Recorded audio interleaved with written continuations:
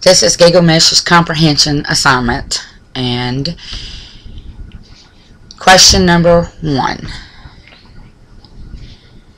When reading the story and understanding why Enkidu gets fatally sick, the gods made him sick because he was supposed to have killed Gilgamesh, and instead he befriended him.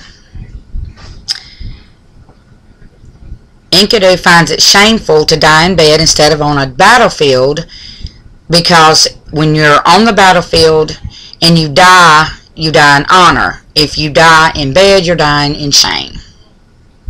Gilgamesh plans to seek out Anapishtim to join the assembly of gods so that he can seek for eternal life.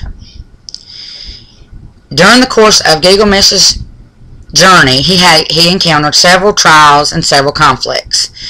One is lions. He also had to deal with half men and half dragons. And of course, let's not forget the goddess Sitari. Gilgamesh in the story says, "I am no better than a dead man," simply because his life was pointless in his eyes, so therefore he was no better than a dead man. Gilgamesh approaches Sitari to get past her gates, and therefore begins to boast to her, for the simple fact he needs to impress her so that he can get past her.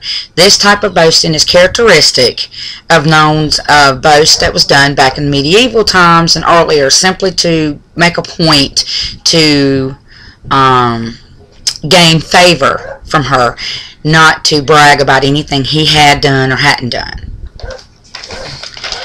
Okay, Anapishtim sums up the Sumerian philosophy of life very simply put by saying nothing lasts forever. During a flashback Enlil had, she wanted to save the human race, so she told Anapishtim to build a boat to save them from a flood that she was going to cause.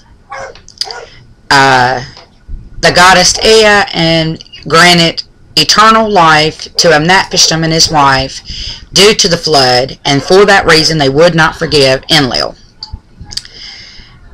Anapishtim gives a challenge to Gilgamesh and tells him he needs to stay awake for 5 days, but Gilgamesh had traveled the globe and was extremely tired, so when he attempted his challenge, he failed it right away.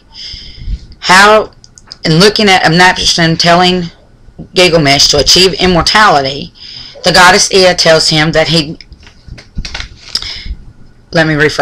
Anapishtim told the gods to challenge Gilgamesh so that he could achieve immortality, at least make an effort or an attempt to do so.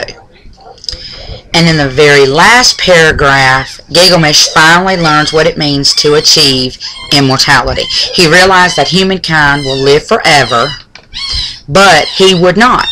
But he also realized that while he may die, his story would live on in the lives of other people.